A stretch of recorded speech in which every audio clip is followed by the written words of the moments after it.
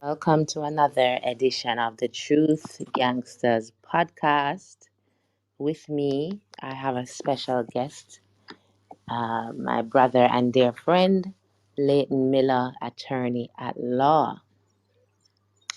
Now, for today's topic, there seems to be a set of values, beliefs, philosophies relating to men's issues, masculinity, that have been rapidly gaining traction both in online and offline spaces.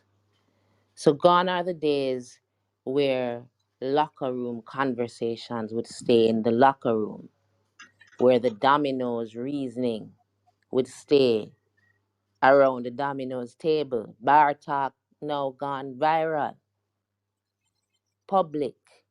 And not only have they gone viral in social media, but it seems as though there is a concerted effort by those who spew this philosophy to recruit other men and to let women know definitively that they need to comply, submit, work with the program of the philosophies being spewed. We're talking about, of course, the Manosphere. Leighton Miller, welcome. Thanks again for joining. Thanks very much for having me, Keisha. Where do we begin?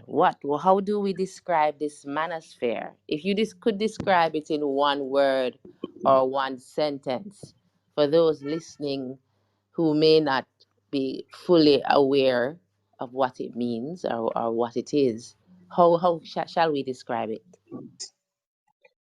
It really encompasses a set of ideas that, at their base, and I'm going to put it in the most charitable, uh, you know, non pejorative way, that as its base sees the relationships between men and women as being fractured and fraught with difficulty, and that this difficulty rests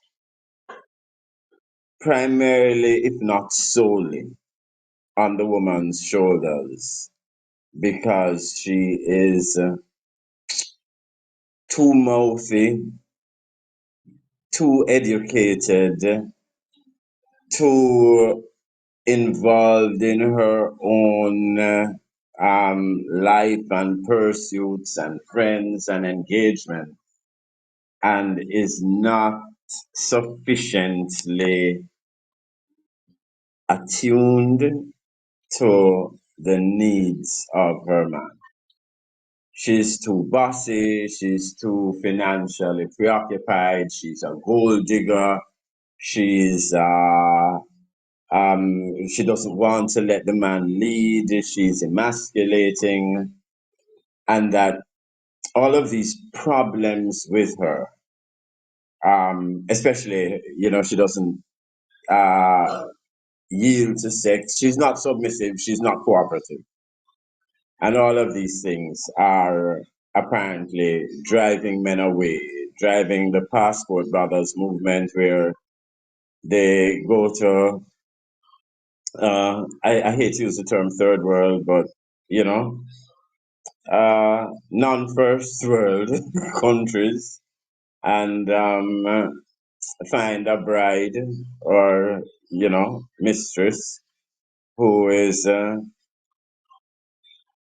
feminine and cooperative and friendly and submissive and all the things that, you know, they're, well, mostly Black American women are not. Of course, I'm talking about the Black manosphere. Now, when this group started gaining traction, before I before the term manosphere became in vogue, I was introduced to the MAGTOW movement, Men Going Their Own Way, MGTOW. And I saw when black spaces started to adopt MAGTOW and use words like red pill and save yourself, black man, and, black men going their own way. And I saw black women referring to it as a kind of black incel movement.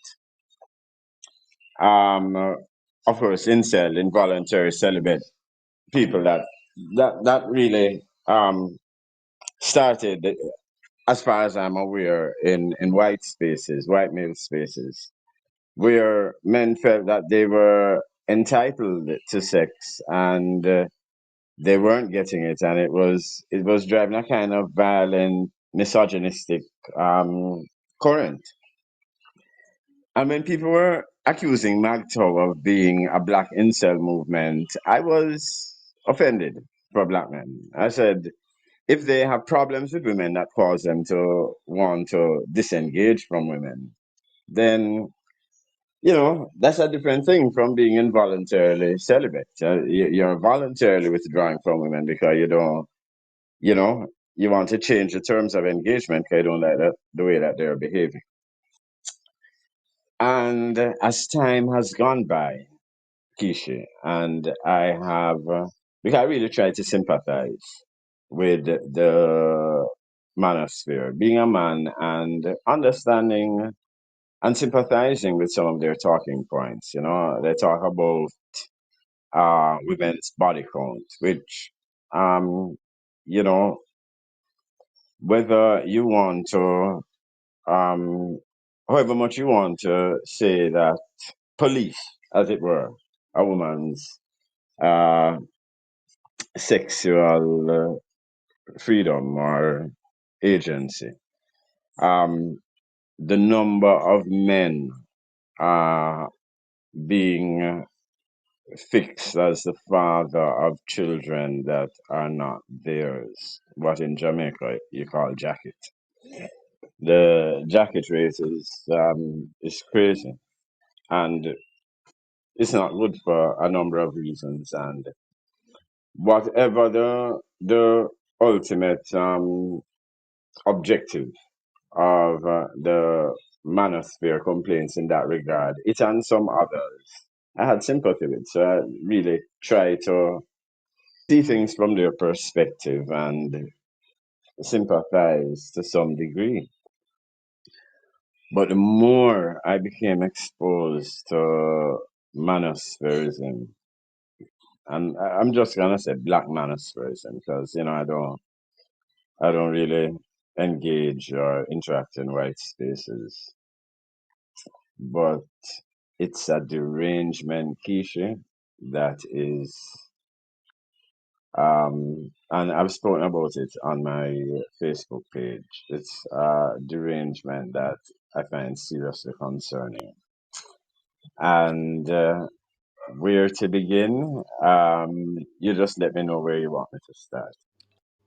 Some people would say there is a dearth of masculinity among black men for various reasons, especially black men in the West.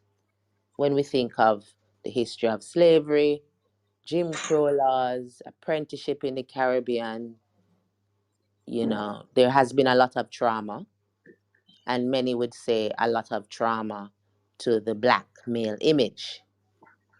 And for many in the manosphere, this is simply a way of reasserting that masculinity that has been quote unquote stolen from them. What are your views? Is this a legitimate way to round up the masses of black men finding solidarity in issues that affect them? Or have we completely lost the plot? We have completely lost the plot. Completely.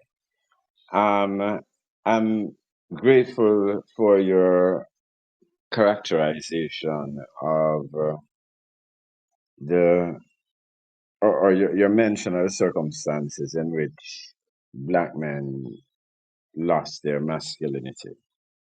The whole purpose of um, or perpetuation of slavery was about breaking the black man, making him less than a man.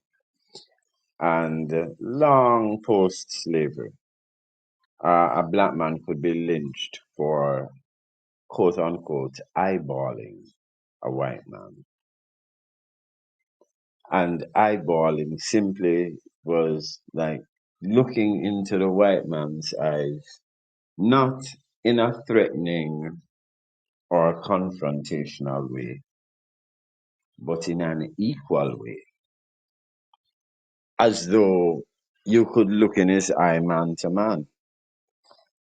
Now, that circumstance of living in a society where you are effectively less than a man, where no matter how much you earn more than a white man, you will still not be granted access to certain spaces, like your money can't even buy that access that his whiteness can. And there is no amount of money that you can have in these places that can spare you certain indignities simply because of your color. Now, when the black man feeling the weight of that indignity and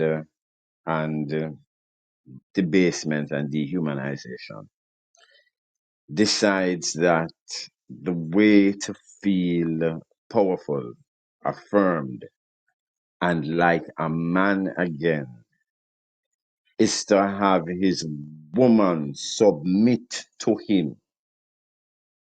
in effect, to treat him as he is treating the white man, then it causes him to behave in all sorts of ways that are destructive of himself, his woman, his children, and his generations. And it is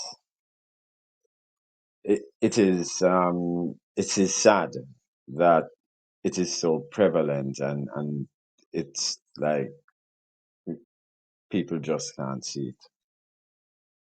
I wonder when I look at history and we look at men like Malcolm X, Marcus Garvey, who, having made the same assessment that we have in terms of how white supremacy has emasculated black men, decided that they were going to attack head on white supremacy, whether it is by reading more, becoming more knowledgeable about a system, organizing other men, training other men, inspiring other men, starting businesses, the Black Star Line, learning self defense techniques, learning the law.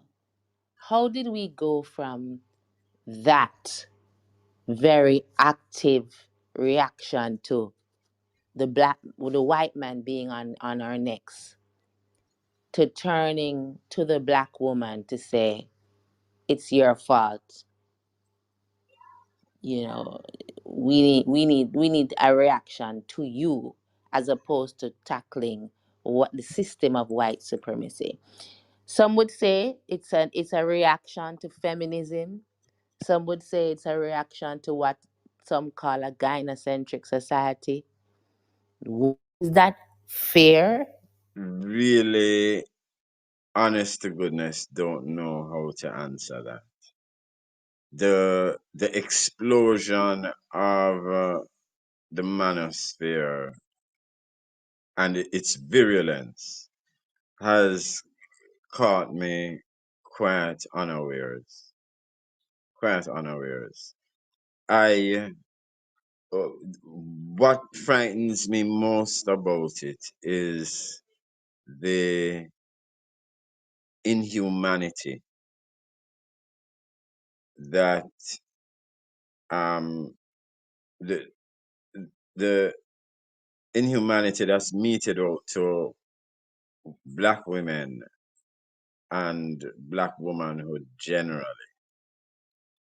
And not even black womanhood, because it starts with black girls. They must be trained to be kept in their place. They must be made to know they are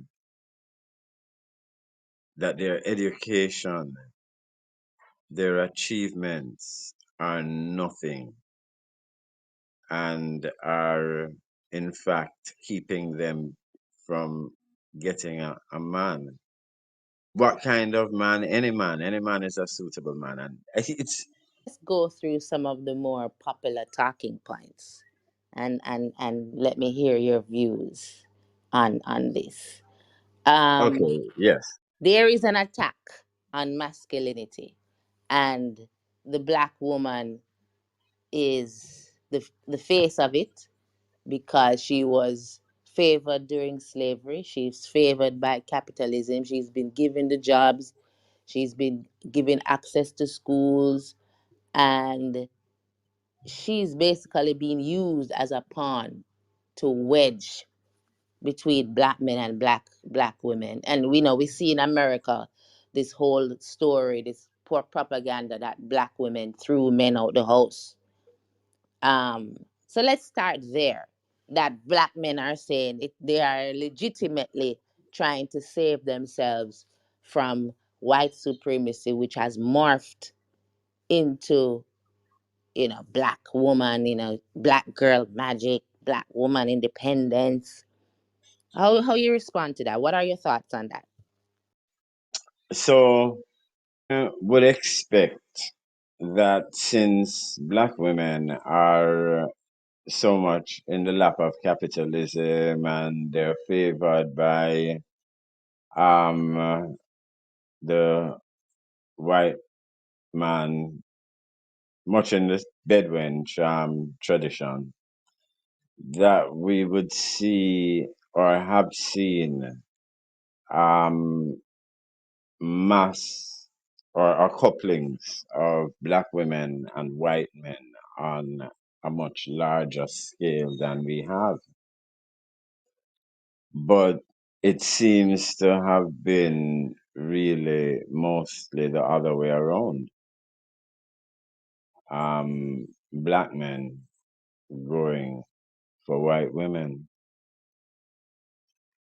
Um, but beyond that, if we look at um, ourselves as being under a state of siege, take them at their word. The white supremacy is trying to destroy the black family, destroy black unity, and way it is doing that is to um, kind of sideline the black man and promote the black woman. Um, the black man's response to that, if it is to to beat down the woman, cow down the woman, kind of let her know that doesn't matter that you have a six-figure salary. I'm the man of the house, and to basically punish her for the advantages that she's getting under the system. I think that where can that approach possibly lead?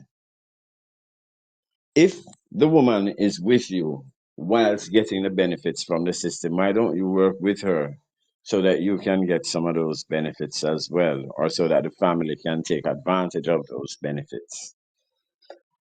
And until you can create a system for yourself.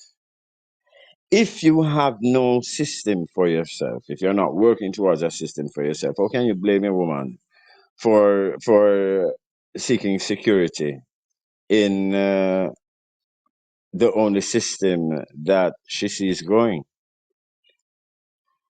To blame her for the system's use of, what would you rather have her do? Not go to work and both of you starve? It's I you know it's and it's frustrating because it's taking a little truth, turning it into a big lie, and then making uh making a show of why you have to behave in this self-destructive way, and then point a finger as though, you know. But I that's think it seems as though the example of the housing situation in America, in Black America, where it is said that black women put black men out the house, is one of the clearest examples of that which you speak, where uh, they would rather the entire family go hungry and homeless than to see the black woman being given anything. It's very very strange, but the system that they often complain about the most, in the manosphere talking points, seems to be like the justice system, um, when it comes to custody of children, child maintenance, paternal rights, alimony. Apparently, one of the reasons why they feel the need to build this solidarity amongst men in reaction is because they are being disadvantaged by the system. And I know you have spoken passionately before on your platforms about paternal alienation. Again, I wonder if this is a fair reaction, or is it just a way to, as you said, just use a small bit of truth to try and create some kind of false propaganda. okay. This is part of the reason that the manosphere is attractive. There is no doubt that men are getting jobbed, reamed, like, like bent over in family court in America, in Jamaica. And if you read more widely, a lot of other places too. Um, I had read some woman's assessment in the American system of why that is so. Somebody who actually worked in the family court system, and she was saying it's all by design, and men fund the system, and the whole reason why it's set up that way. I'm sorry that I didn't save it and don't remember exactly, but it was eye opening. Um, but here is the thing: I we know we know that the systems are set up, the legal system, the justice system, the family courts, the jobs, the everything is set up to uh, disintegrate us, to divide us, to splinter us, to weaken us, to erase us. We know this. And so, how do we treat with it? When a man decides that he's not going to give his child's mother any money because she no longer wants to sleep with him. So now he no longer cares whether the child eats, where the child sleeps, nothing at all. What is the child's mother to do? in the absence of um, a community response. Since you don't want to deal with the white man justice system, because you can't go to the white man justice system and get him to pay child support. She can't go to the white man justice system and get him locked up unless he. Okay, so you don't want her to go to the white man justice system. What are you gonna do? What are you going to do to make sure that? Because you all know when she was pregnant, you know who she was with when she was pregnant, and all of this. You know, but why? uh, you can't not provide her with a solution and then blame her for using the only solution at her disposal. That's a great point, Leighton. And it always, for me, raises the question when I hear these concerns and cries from men about the justice system. What are they doing about it apart from coming up with game theory and telling men to work out and get their money up? Where is the group of activists that are teaching men about their rights, how to ensure certain things are presented on their behalf in court? You know, where are the people, the men lobbying for changes in the laws, changes in the legislation? We just simply don't see that on a mass scale. And I think I've mentioned it to you before. It, for me, it simply signals that it's not the problem that men are making it out to be.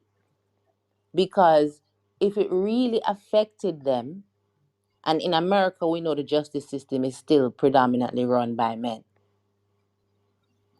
The lawmakers in Jamaica are still predominantly men. So if it really affected them, why won't they change it? Why is the reaction to say, okay, men, time to get your money up, time to stop sleeping with these termites, uh, time to put a woman in her place, time to marry a 18-year-old? Why is the reaction not more, um, what's the word I'm looking for? Productive and integral. It just doesn't Um, seem credible to me. I am with you. When I started practicing law, I was there are certain things that really flabbergasted me. One, I fully believe, based on my legal experience, that fully at least 30 to 40% of the men that are brought before family court for maintenance are doing the absolute best they can. And there are more cases than you might imagine of men being brought to court who, when the full thing is ventilated and the court says, okay, the man is to pay X, the woman says, but no, but he's paying Y no, which is a greater number than X.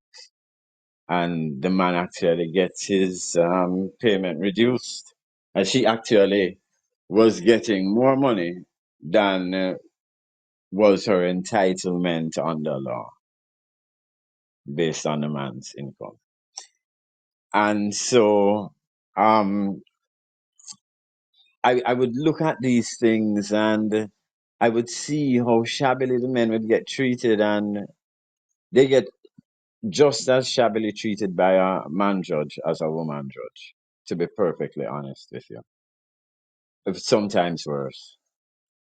And I couldn't understand, like, if men all know what other men are going through, why, and they're in control of the system, why have they made it so that women can get away with blue murder? I never understood it. And I also never understood why we did not develop a community response that took the matter outside of the Queen's and King's court. I mean, it's our family, you know.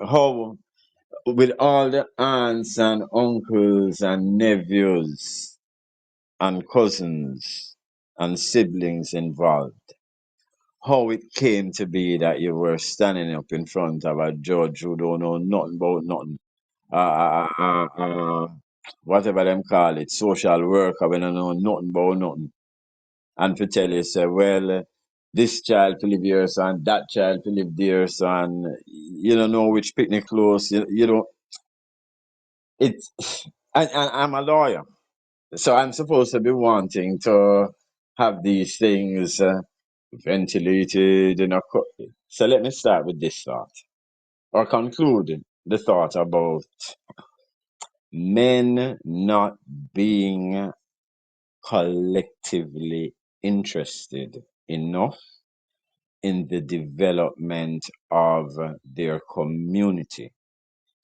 so that they improve themselves and their prospects. And to improve themselves, men think of it in such a limited term, like in the Kevin Samuels high value man sense of improve yourself, that you have a nice place and a nice car and money coming in that you can get any woman that you want. Is that the limit of life? What about improving yourself so that your child doesn't have to look for a job, so that you have a business that you can pass on to him and her, so that your daughter doesn't have to be beholden to the whims and fancies of and vagaries of male attention and favor. Oh, Well, certainly that's one thing that is startling about Manosphere talking points. It all seems to go back to getting, keeping, controlling women, specifically vagina. But let's get into some of the more vexing talking points, Leighton. Um, and you can tell me, single okay. mothers. Why are single mothers so vilified in the Manosphere? Um.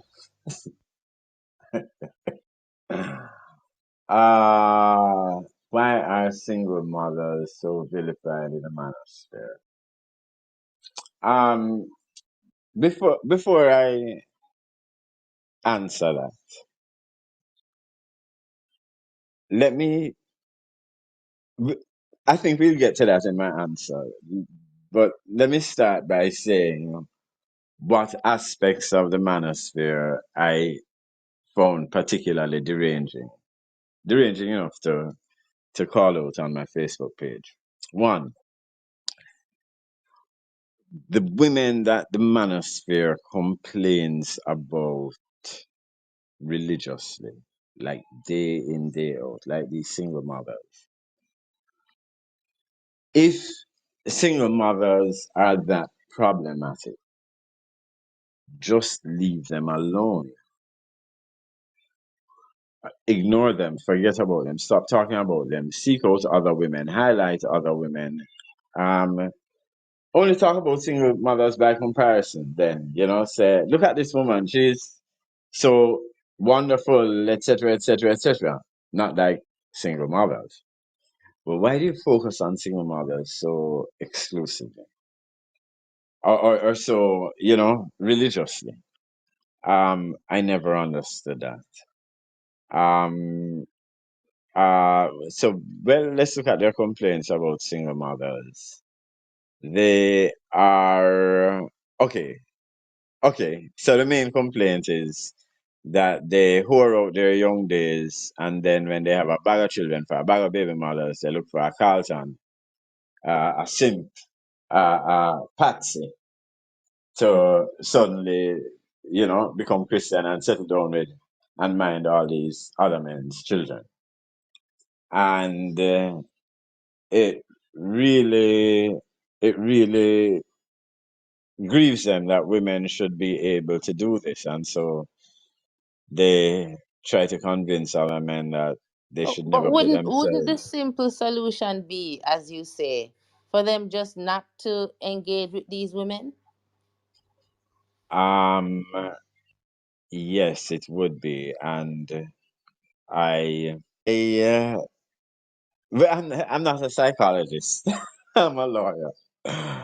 I thought about it a lot. Like, why, when I would see, I mean, there are some people on my feed that every day that the sun rises, they have a single mother skit, a single mother video, a stepfather whose stepchild is back talking him, a man who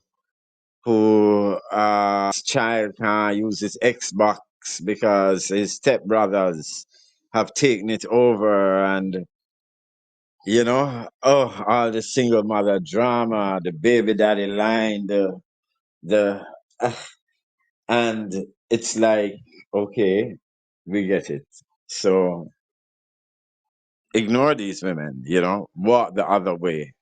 Why are they so much part of your concern and worry and angst? And I think I've figured out the reason, Keisha.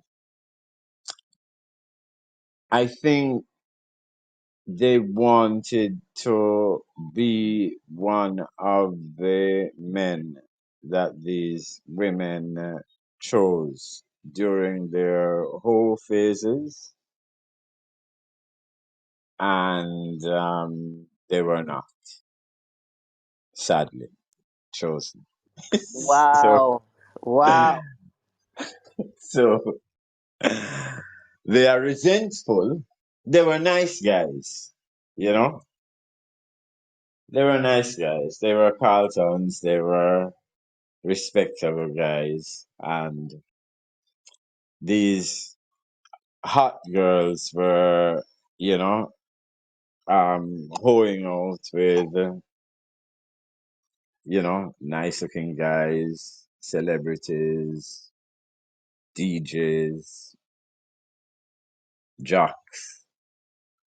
They were out of the running and know that they've been banged up, knocked up, used out, and whatever other really nasty terms manosphereists use. It's part of the thing that really, you know, like the women that they talk about most are the women that they hate.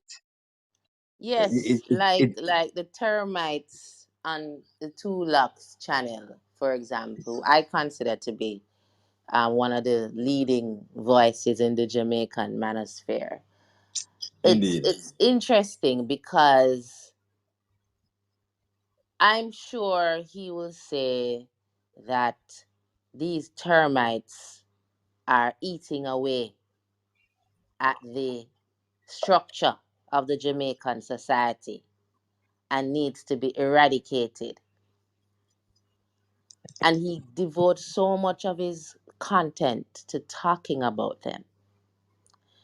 But as you're saying, the other women who are would be in his view good and decent and clean and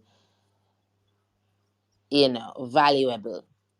Not only does he not talk about them enough, he doesn't talk about the way men are abusing, coercing, raping, traumatizing, damaging this pool of good women.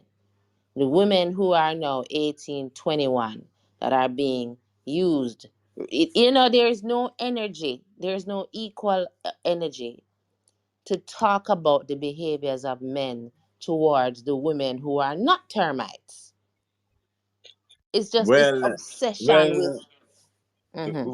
well, Keish, look, I came to understand a long time ago that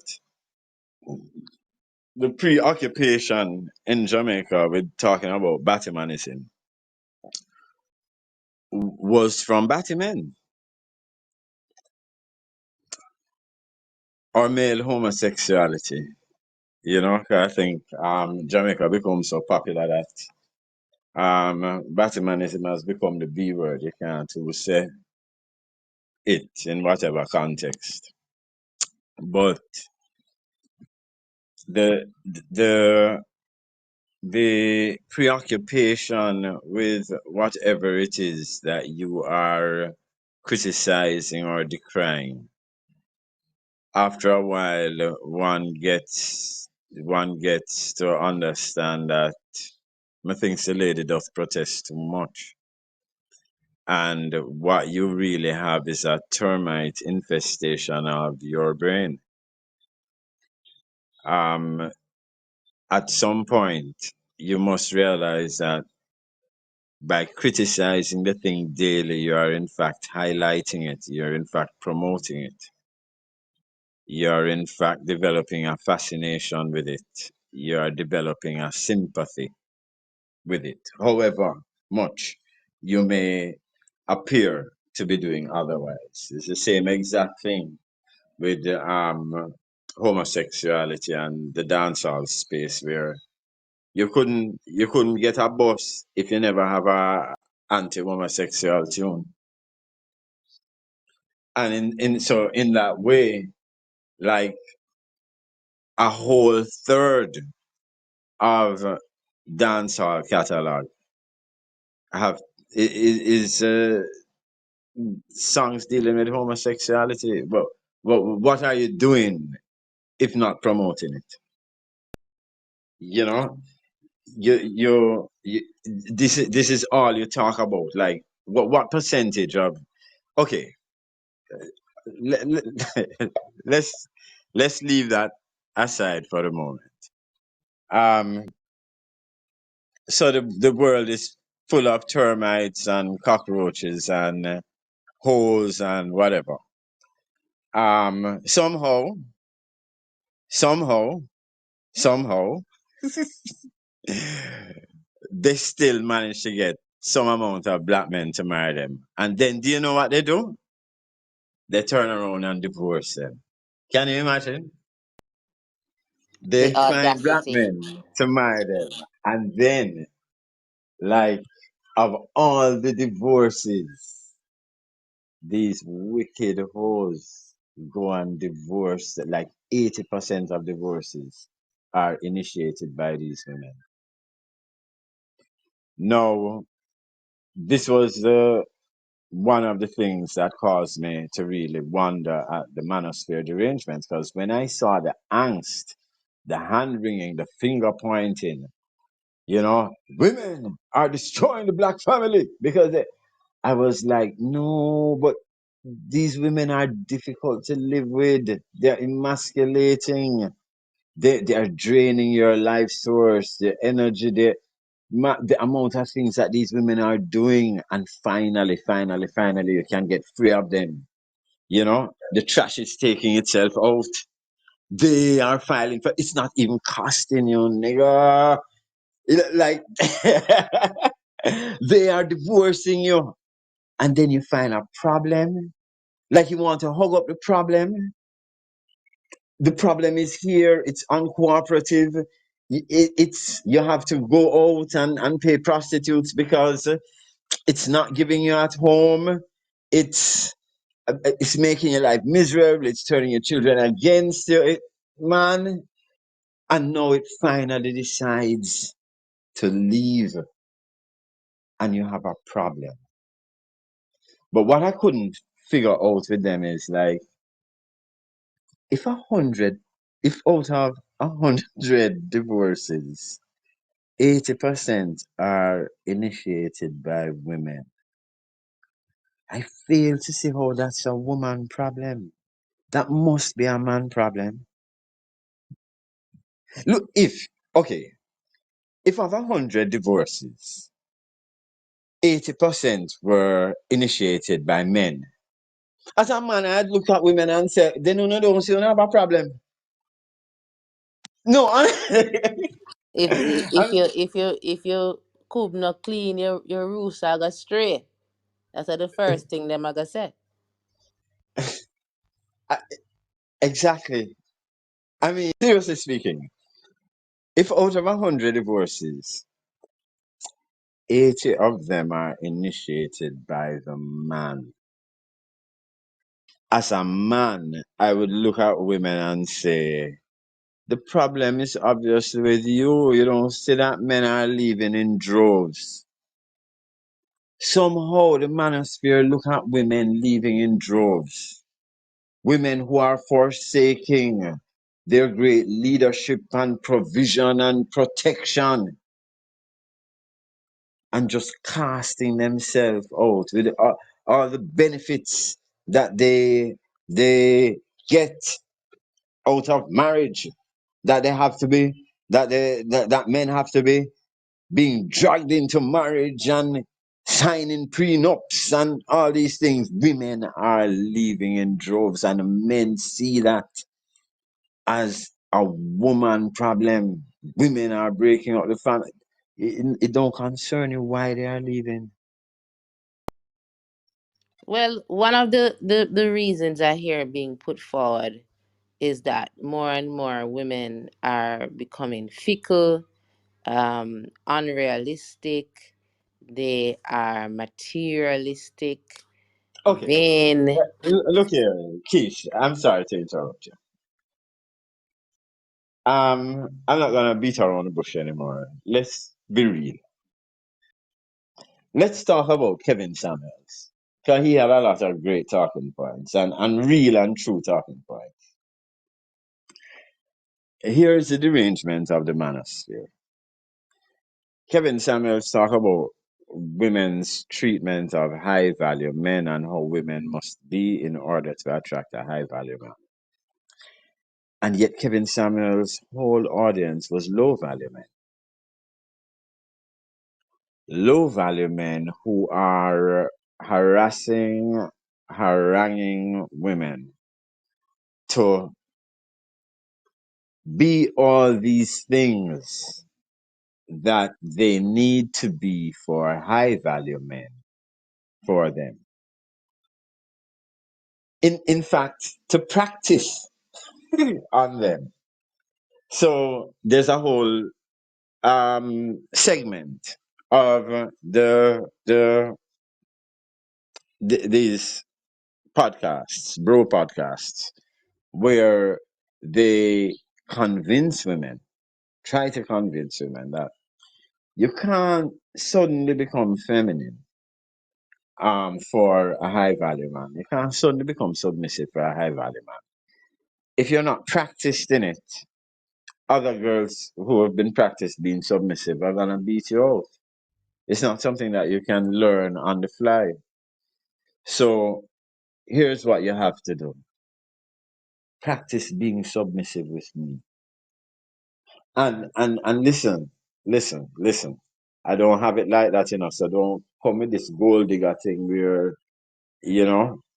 So just work with my program and and okay. And this is where when I started to really understand this, or what made me really understand this, was when I saw the kind of effort that the manosphere put into into cowing down simps and forcing a minimum standard of careless treatment of women. Now, when I say I could say poor treatment of women, but one man's poverty is another man's riches. But careless treatment, like if I want to ensure that my woman doesn't suffer the indignity of being groped and rubbed against on a public bus. And so I give her the car because I'm much less likely to suffer the indignity on the public transport. That's like, oh my God, what a simp. Now, if that's something that you wouldn't do, well, fine, don't do it. And I'm not gonna come to you and say, shame on you. You should. Every man to him own story, every man to him own thing. But when I saw the force, the shaming, it's like trying to force all men. It's like unionizing and nobody break the ranks. And I realized that they need to do that in order to enforce such a minimum standard that they can have a pool of women that are submissive and compliant and want nothing more than you to say, are you a woman?